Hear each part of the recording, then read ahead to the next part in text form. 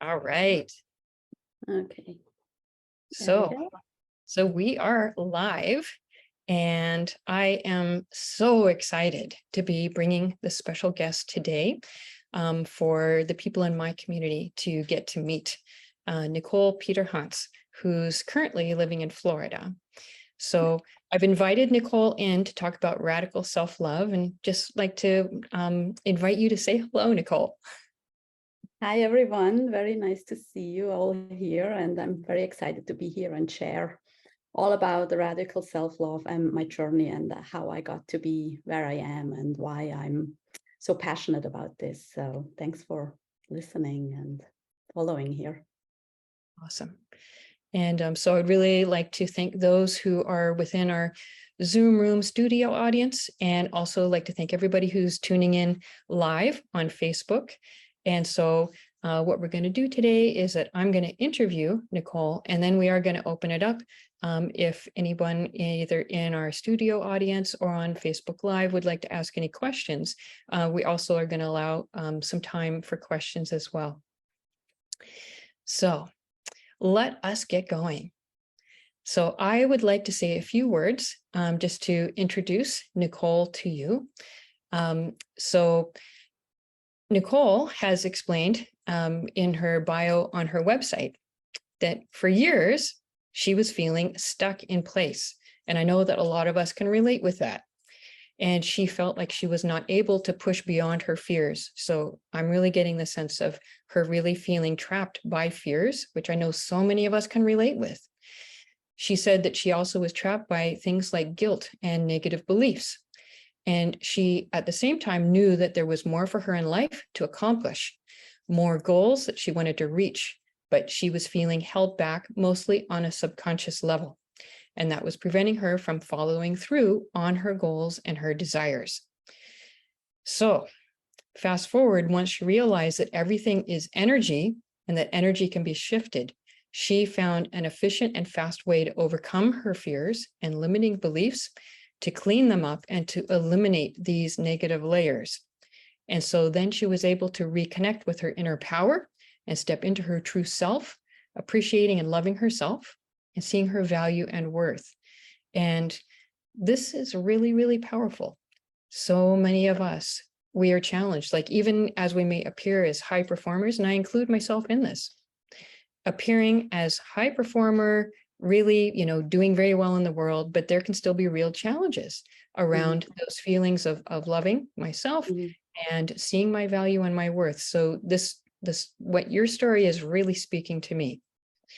So as a final word of introducing Nicole, her message here is about authentic connection, reconnecting you with your true self so that you can step into empowered and fulfilling relationships.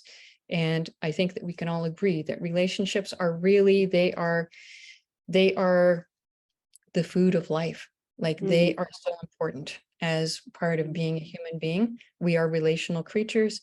And if we are having relational handicaps, then that's going to handicap everything in our life. Yes. So really excited to have you here, Nicole. And just wondering if you wanted to add anything in terms of introducing who you are and what you do before I dive in and start asking you some questions. No, I mean, you've mentioned quite a bit already around my journey and how how I got to be where I am these days. And I certainly wouldn't be here if I haven't done all this work and even be here speaking, because for a long time, it was my voice that was very suppressed and I did not speak up, and I had to overcome a lot of these fears. And it took me a while. And, for a long time, I wasn't really sure where this was all coming from, because I didn't have a very traumatic upbringing.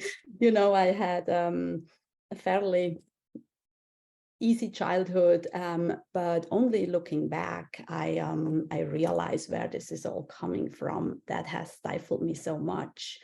And I'm getting to the ground, and this work has really helped me getting to the ground of this and recognizing how much it can cause, even though it's not obvious. A lot of the things are not obvious on the forefront. I mean, it was not, I'm not talking about really bad abuse or anything, physical abuse or whatever. It's been very subtle, but even these subtle things can have such a huge impact. And I'm still kind of, even preparing for this, blown away. We're like, oh my gosh, yeah, it has been kind of traumatic. I still feel like even now I'm not realizing how deep this all went. I mean, I'm realizing now, but it's been interesting to go through that journey. Well, I really appreciate how present you're being, even with this journey of me inviting you to come in and for me to interview you, and also to acknowledge, the courage that it takes to show up for a live interview. There's no like, oh, wish I hadn't said that, I'm going to edit it out. Like, we're live. And so, this, we're leaning into that edge that demands, us being present in our bodies and being grounded, and also being willing to step into the unknown together. Yeah. So really appreciating your courage for coming here today and speaking with us. And I would love to dive in and ask you more. Sure. So may I do so? Okay. I love it. Thank you. So I would like to invite you to really share in a bit finer detail about your story.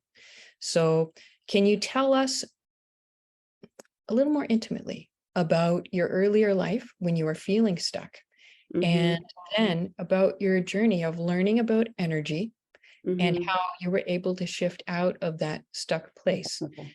I just feel there's so many lessons within your journey that could really benefit a lot of people. So I invite you to share from your heart about your story, just knowing it's going to touch and be able to help others.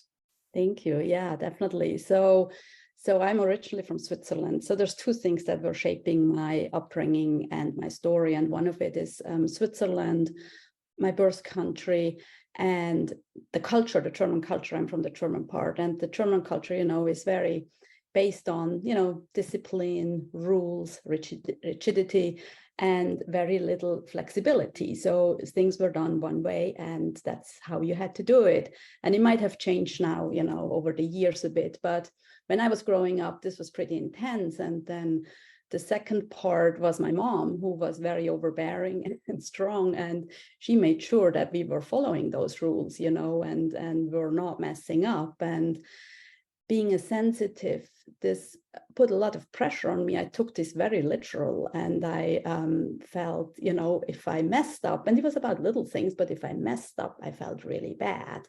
So I had to live up to all these expectations and demands and standards. I couldn't mess up. I had to appease people, couldn't overstep any rules. And so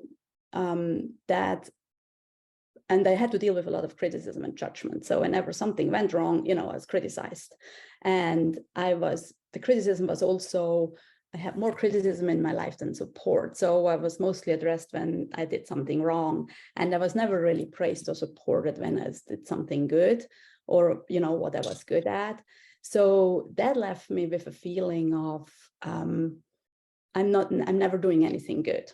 Everything that I do there's something not perfect. And then I took this one step further and that might have been very subconscious, thinking I'm not good enough because of that. And I was also, starting to fear being reprimanded, because I expected to be reprimanded all the time. And so that caused a lot of insecurity. And so I became a people pleaser.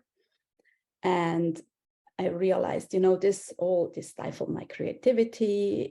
It's my confidence. I had very little confidence, my self-esteem, and also my belief in self. So this was all kind of just like buried under all that. And I became very shy. I started hiding behind others. I didn't speak up. And I denied myself many opportunities. Like even in school, I wouldn't raise my hand anymore, even though I had the answers, because I was afraid that, I could be wrong. So that's kind of my way or my path while I was in Switzerland. And then fast forward, coming to the US, I first came to this country more on vacation, visited a few times. And even then I kind of felt really free. I just felt like, oh my gosh, this is so different. And instead of, just doing things one way, there were many ways to do things. And I felt people let other people live. At least that was my perception. And again, I felt free to explore, to dress how I wanted to, and not hear, what are you wearing? And, say my opinion and explore and follow my passions. And nobody would raise an eyebrow or say some sort of negative comment, So after I came here and, started exploring all that very early on, I started exploring the energy healing, because that was something that always interested me and fascinated me. But again, back in Switzerland, that was not something, people did, or it was kind of weird. So it was a big no-no. So don't go there. So I didn't touch it. But when I came here, early on, I started diving into this, and I did started with a Reiki class, and I realized, I said, if I can do Reiki, then I can do more. So, and I really enjoyed it. So soon after Reiki, I learned my first energy healing method. It's called the Yuan method.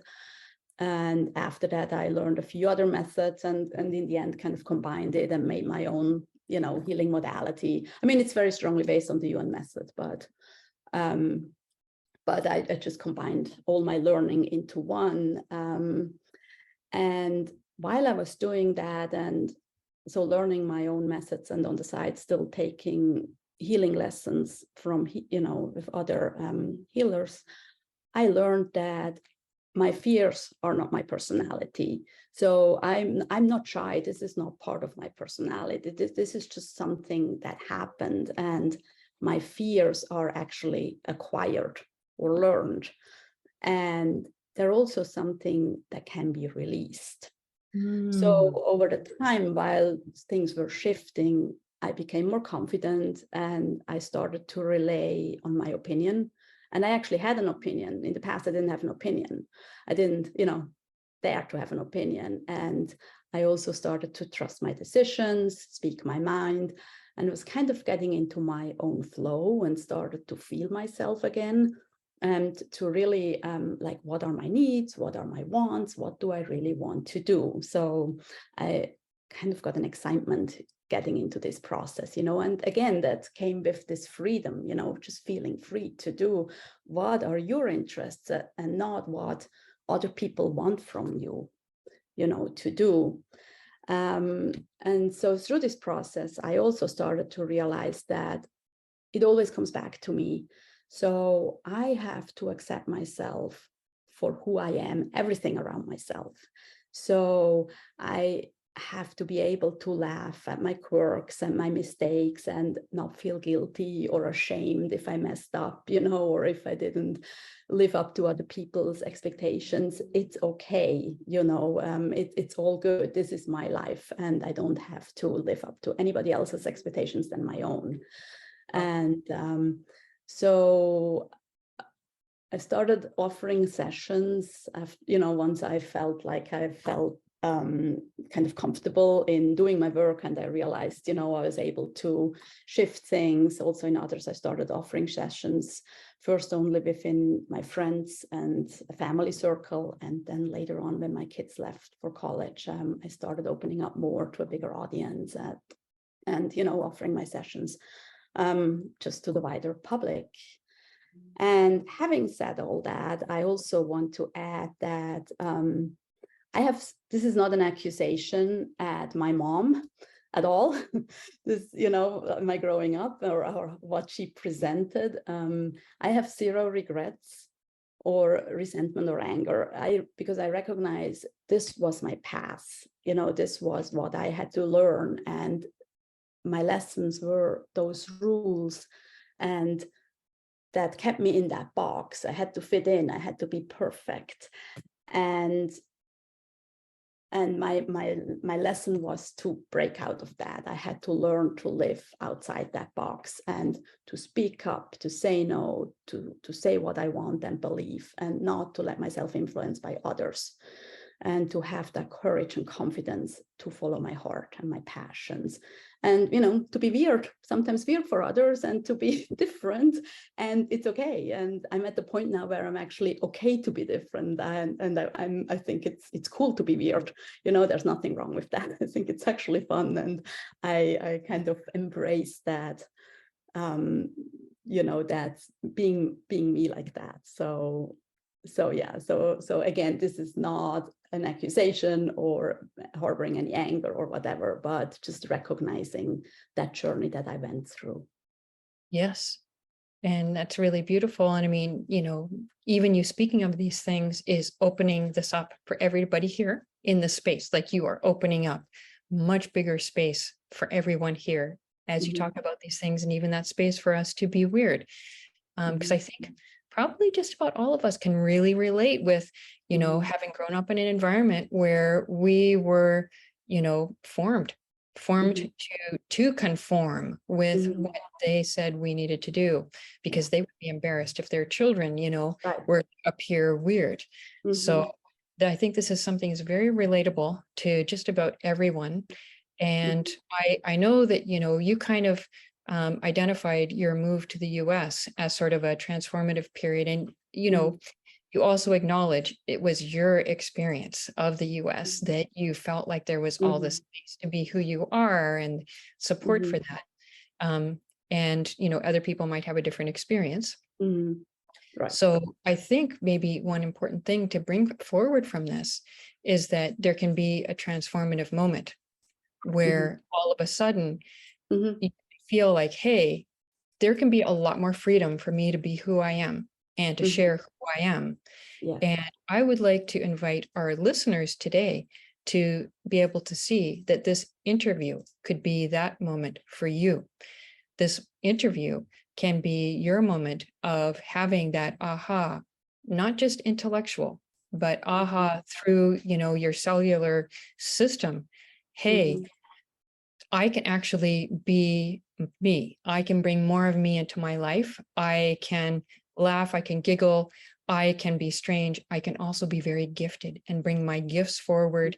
So, this very interview can be that transformative moment for everyone who is engaging this interview.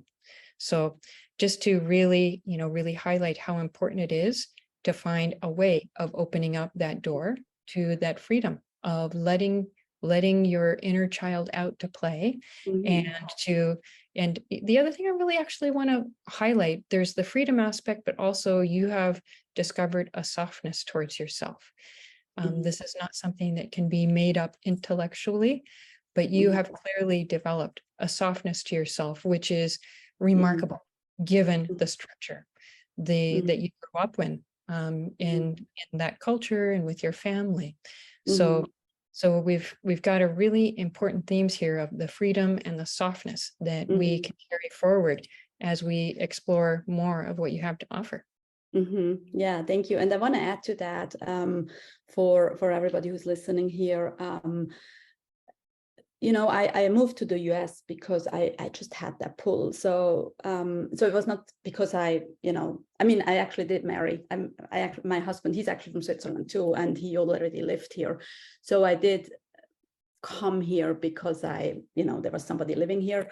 But I had that pull to come here earlier. So it's really like, listen to what it is, you know, that's pulling you inside. And that's where a transformation can happen.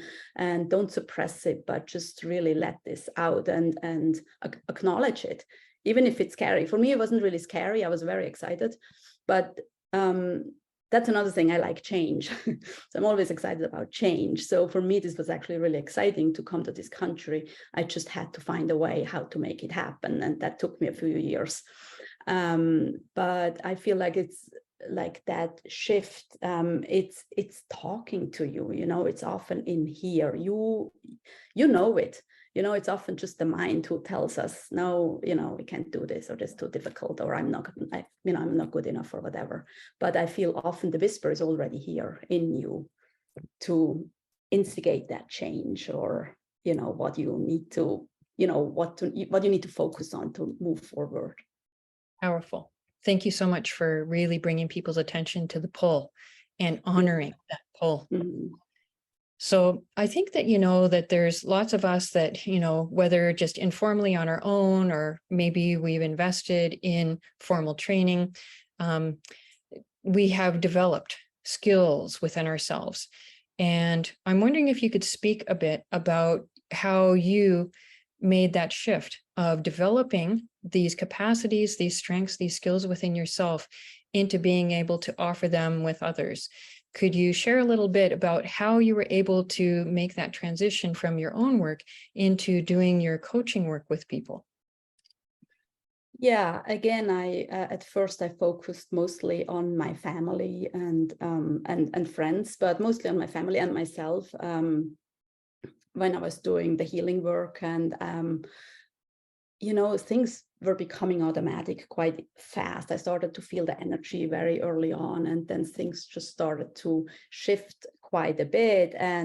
But then through my further work, I also learned, acknowledge more and acquire more knowledge. And so I realized two things that I strongly believe in. Is one is the law of attraction, and which is like attracts like, and the other one is everything is energy. And I strongly believe this is like, these are the underlying principles in everything here. And then over the course of the work I did on myself and others, I also realized the mindset has a huge role that we have. So it's very powerful, actually. Our minds create our reality. And so when I work with my clients, I listen very carefully to their beliefs. And it's their subconscious beliefs. I mean, it could be subconscious beliefs, but also when they talk to me, obviously it's their conscious beliefs about their life, about themselves, about their circumstances. So I listened really carefully to their story. And sometimes words just stand out and you realize, oh my gosh, that's a negative belief here. They don't even realize it. But what are the words they use? Because that's what creates their story. Because, and here we go back to the law of attraction, and everything is energy. So every thought, every belief, every word has a vibration. And if we carry that vibration within us, we attract that into our lives because our energy sends it out. And the law of attraction sends it back. It sends us back what we send out. It sends us back exactly our meaning, the meaning of our words and our beliefs. So that's why it's really important to know what the mindset is, and are people putting themselves up or down, or do they think they're good enough or not? Are they their own cheerleader, or do they shame, guilt, or criticize themselves? So that's, and again, kind of the way they talk about themselves, you can distinguish that and pick it out and see their mindset. So this is one thing that I work with a lot when I work with my clients, and also myself. When I hear myself saying things, I'm like, yeah, this wasn't really very nice what I just said towards myself. So and another thing that I feel is really important in our story, or in what we create in our lives, are our wounds. So our core wounds. And so I always go back and look at the wounds and that people have, and through their story, so these wounds are created mostly in childhood, and they're all often on a subconscious level. So oftentimes we don't even know we create those wounds, but they happen when we are around our caretakers, and it doesn't even have to be mean, it doesn't have to be malicious from our caretakers, but it could just be as simple as you were the firstborn child, and then 2 or 3 years later there's a sibling coming along, and all of a sudden you don't have all the attention anymore that you once had, and your parents don't have enough time anymore for you, and you feel neglected, or you feel abandoned or rejected. And that's a wound. And again, it might not be conscious, because obviously we all have, I mean, a lot of us have siblings, and it's just a normal thing to do, to have, so it's not something way out there.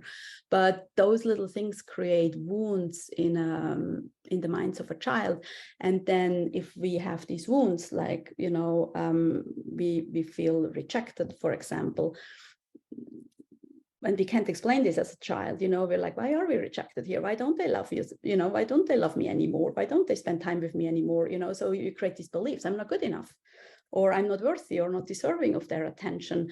And then the next belief comes: I'm not lovable, and then around that an insecurity forms. So this is a whole string that forms from the wound to the limiting beliefs, to the things that you tell yourself. And on the surface, what comes up in your life later on might be in a relationship that, you jump from one relationship to the others. The same patterns always repeat because you hold this belief that you're not lovable. And so you create situations where people show you this, and and kind of reject you in that way. So this is this whole string, and that's what I also include in my coaching. I feel it's really important to always go back to the wound, from the top story, from the top issue, find the mindset, find the beliefs, the limiting beliefs, and then take it down to the core, to those core wounds. Well, I really love the organic process that you've gone through of being able to offer your gift of healing to others. Like, I'm really hearing you did a lot of work on yourself and really saw what resonated strongly for you. And then you practiced with like friends and family. And then you actually moved into offering a paid coaching service where you're able to use methods that you've really grown from the inside out, which I just personally think that's the most powerful way to be able to work with others, is by really embodying the transformative lessons and energy. And then you're able to bring those to others. And I really hear how you're doing that in a powerful way. Yeah. It's a wonderful model for anybody who knows that they've got really important gifts within them, and how to take those tender steps of being able to bring those gifts out into the world. So thank you for sharing your method. Definitely. Thank you. Yeah. So I think it's time, like we've had a really powerful discussion so far, and I think it's time now to go into a deeper gear.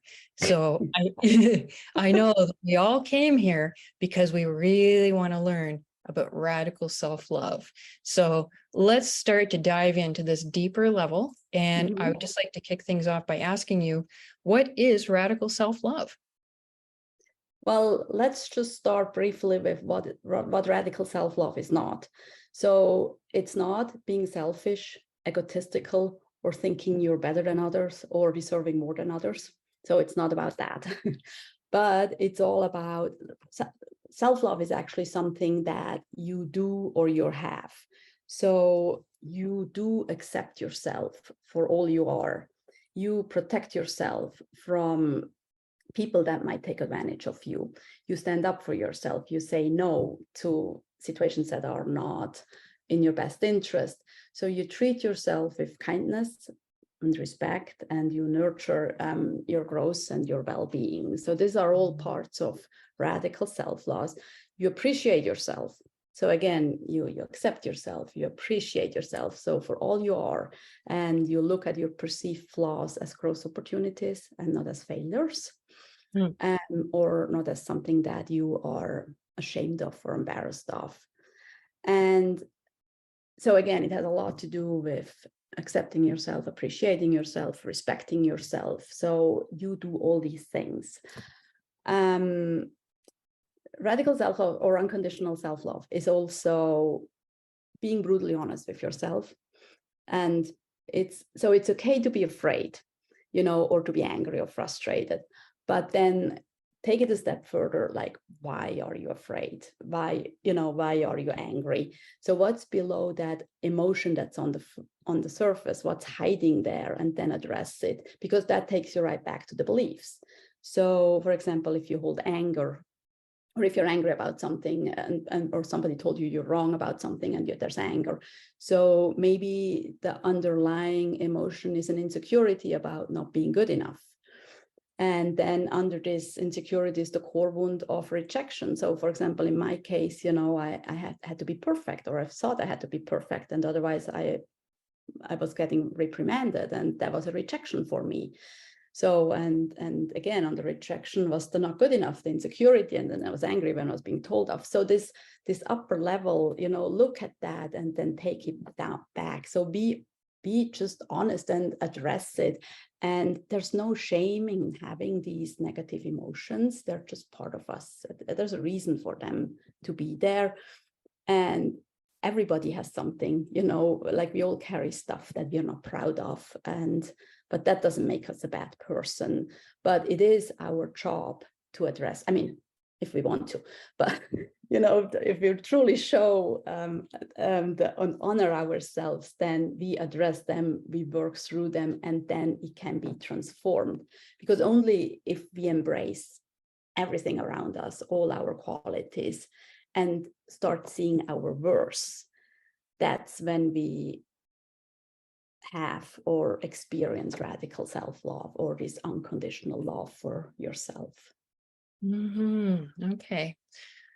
I am going to ask another question to go a little deeper on this, but I'm also going to give a heads up to our audience that if you have any questions after my next question, I will invite you to put forward some questions. It's really nice to include the community that's here with us, because yeah, everybody, questions are really helpful. So even if it seems like something small or insignificant, we really would welcome your questions. So the question that I would like to ask is, when you spoke about that brutal honesty, is that what makes radical self-love radical? I'd really love to know, you know, what is the core element of the radical self-love as opposed to ordinary self-love? What makes it radical? Well, I actually think it's the same. I just like to use the word radical because I feel it's more empowering. You know, it's like, it just makes it stand out more. I mean, self-love is self-love, and self-love is a component of all these different other things that I'm actually had to on my list to talk about later, but I can mention it now. So I look at self-love as a package. So self-love is in the middle, and then we have all these supporting factors of accepting ourselves, supporting ourselves, valuing ourselves, respecting ourselves, acknowledging ourselves. It's all these supporting factors that's in the package of self-love. And if we can be brutally honest, you know, about really point it out when we do kind of deny ourselves something, or we are not nice with it. That's why I say brutally, you know, we cannot let it slip. So let's just point it out. Oh, there I messed up. There I was not nice to myself. So let's address it. You know, that's why I call it like that. I know it might be a little bit intense, but that's where I feel like, you know, for myself, it just helps me to like, don't let it slip. And maybe that's, again, my German upbringing, you know, be very, very. Well, you know, it kind of reminds me of is sort of like different kinds of friends. You know, we can have friends who are always just saying, hey, you're the greatest. And, you know, just kind of just always like patting us on the back. And then I personally feel like, you know, my deepest friends will call forward when they see, you know, that I'm doing something that is maybe unhealthy or not very productive. Yes. You know, like a blind spot that I have. I feel like it's, you know, a really good friend that will come and bring that to me and bring it in a kind way. So maybe that's an element of this radical self-love. Yeah. And it takes courage, you know, from a place of love. Yeah, exactly. Yeah. And again, it takes courage because it's not always fun to acknowledge and, you know, what we do wrong. It's not fun, but again, there's nothing wrong with it. It's okay, you know, because we're just being us and we're just on our journey and we're just learning. Yeah. So there's nothing wrong with it. Beautiful. So, yeah. All right. Well, why don't we mix things up a little bit and invite, we've got our studio audience here with us in the Zoom room.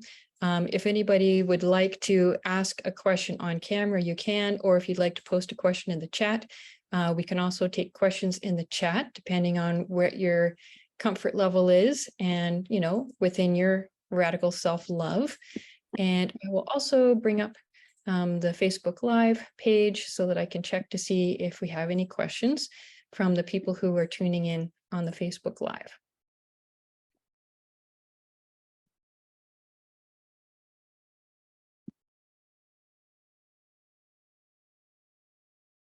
Okay, so I am seeing some questions on the Facebook Live. And I'll just check, does anybody in the studio audience have a question that they'd like to ask? Not right now. Okay. Are you able to see these questions? Okay, we see Christina's question. What was your biggest obstacle as you journeyed through radical self-love? My biggest obstacle, for me, it was the speaking up. I realized like my block was really in my voice. I mean, it was my voice, and so it was really, really difficult for me to find my voice. And since I had the tools to shift this energetically, you know, I worked on that a lot, but I oftentimes just stayed quiet or didn't say what I thought, and that was really hard to slowly allow myself, you know, to use my voice and to speak my truths. And of course, by not doing this, you know, I was hiding all the time. So that felt very uncomfortable.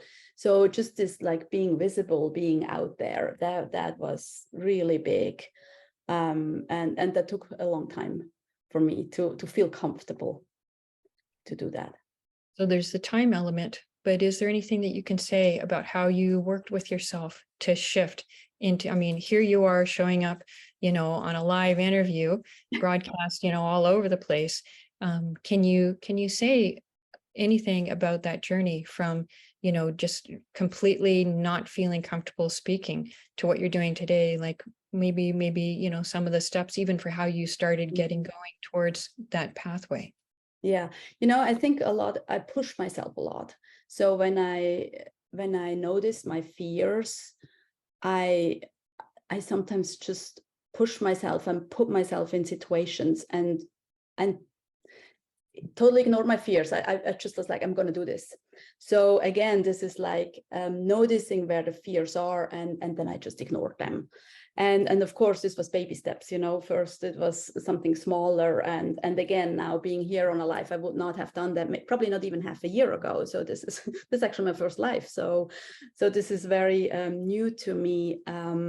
But for me, it was really realizing my fear and then just ignore them in many ways. But again, be gentle, you know. Don't just push yourself into something totally big, and then, you know, you afterwards you feel embarrassed or ashamed or you know, like start to hide again because it was a horrible experience, which again, we shouldn't do that anyway. We should just embrace it, but it's not that easy, you know. It is really a step by step and forward, and just taking these opportunities that are that the universe is presenting you, you know, to where can you step outside of your box a little bit, you know, where can you explore a little bit and overcome this fear and then the next one. So but I kind of I had that tendency a lot. So for example, when I was that was a different kind of fear, but when I was in my 20s, I backpacked through Asia. So and I've never been to an Asian country before, you know, coming from Switzerland, so very different experiences. But I just was fascinated by Asia. So I was going to Asia, and I didn't really think much about it. I just bought my plane tickets. I mean, obviously I planned it, but I didn't even have a hotel when I arrived in Vietnam. So I just went and I didn't care, you know, and I often do that. I just throw myself into situations and then do what's necessary, because otherwise I wouldn't do it. I know if I would think about it too much, I wouldn't do it, and my mind would stop me. So that has helped me a lot, you know, to just jump into it and do something. And then things work out.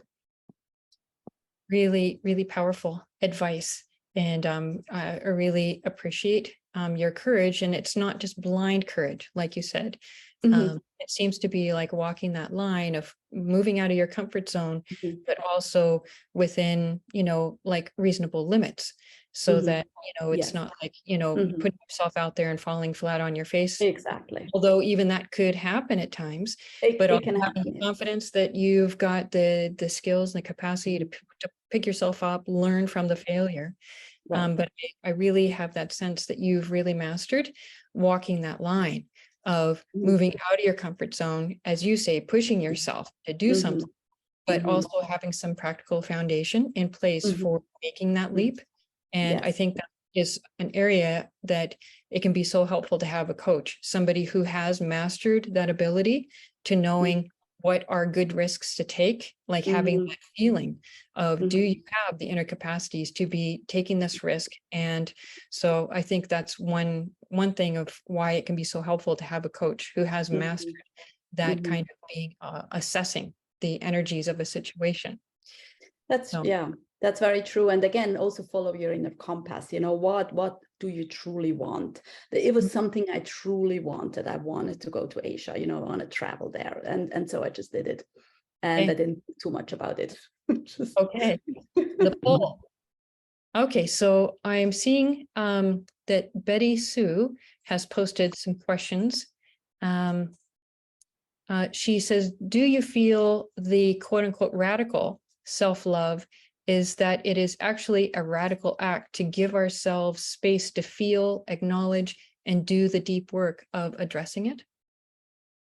You know, that's a good way to say it, because we are so not used to giving us that space. So maybe we do have to be a bit radical, you know, and express it that way, that we really do it, because so many of us, we neglect ourselves or ignore ourselves. And so it takes a big leap to go there. But you know, again, you can also call it unconditional love. It's just a little bit of a different way to phrase it, but maybe it does need, it's actually cool that you bring that up. Maybe it does need that extreme word, you know, to make ourselves aware what is needed here. Okay, all right. I love that. Thanks to the audience, we're getting even deeper into, you know, Right. so radical about the radical. Yes. I'll just refresh my page here and see if there are any more questions. So thank you so much for offering that question, Betty Sue and Christina. That was also an awesome question. And I do just want to sort of stick to some time here. So I think maybe it would be helpful just to ask you, Nicole, like some people, they might really love to check out what you have to offer more. And I'm wondering, how can people check into you? What kinds of things are you offering? You know, a lot of times people will like, you know, trying something that's free just to see what the experience is like. Some people may be like, hey, I would like to, you know, have a conversation with you about maybe doing some coaching with you. How is it that people can connect with you? Well, I have a website. So it's just my name, www.nicolepeterhans.com, and all the information is on there. So I offer different services. I have one-on-one sessions that I offer, and I offer them in the either just energy healing, in the approach of just shifting energies, or Akashic records reading. So that's another method that I've learned recently and have been practicing for a couple of years. So, and it's really just a different approach into getting information of where those issues stem from, what, you know, and we go a little bit more into past lives there too, even though in the energy healing sessions, those, you know, like past lives come up as well. But in the Akashic records readings, we go back a bit deeper into the memories that we all carry. And it's not only the memories from this lifetime, but from other lifetimes as well. And they're all still with us, you know, and we're kind of building up on these memories and then, you know, having our experiences here. So I do have these individual sessions, and I also offer packages in the realm. One is around money, looking at your money history and clearing. And again, I always bring it back to the beliefs, you know, and money has a lot to do with worth and value. Where do you not value yourself? You know, that the money might not be in your life the way you want to. But it's not only value, obviously. There's always a lot of different beliefs. But so there's a package around money, and then there's a bigger package or two packages that I have around relationships. And, you know, the relationship, it's with others. I mean, the relationship that we have with others, it really mirrors the relationship that we have with ourselves. So if we start cleaning up the relationship with ourselves and again start to embrace this radical self-love, our relationships with the outside world will change, whether it is with family or with work or with friends, or money. So these Akashic Records sessions go deeper into a relationship with others, but then we are really cleaning up the relationship with yourself. And this is because of the, you know, law of attraction and the everything is energy. If we clean up our own energy and if we start to honor our own, then we also get a different recognition from other people around us. So this is kind of what comes forth in my packages. I mean, through my packages, but so there are about relationships, but again, the individual sessions are very powerful as well, because there we can just tackle whatever topic is, you know, is bothering. Where are your blockages? Where are you turning in cycles? Where do you feel you're stuck, you know, and can't move on your path? Yeah. So if people visit your website, are they able to reach out just to simply just have a conversation with you and see, you know, what might be a good fit for them? Yes. So, okay. Yeah. It's like on my homepage, there's a button that where you can schedule a free discovery call. So yeah, lovely. So it's right on the front page. So, and we can talk about, you know, what your needs are and what you're interested in, and you know, what's feasible and what not. Yeah. Well, so we can take this opportunity to tune into that sense of freedom that Nicole has talked about, that sense of tuning in to a pull within you. If you heard something that was feeling important to you today that you would like to explore more. We also talked about the importance of taking small risks.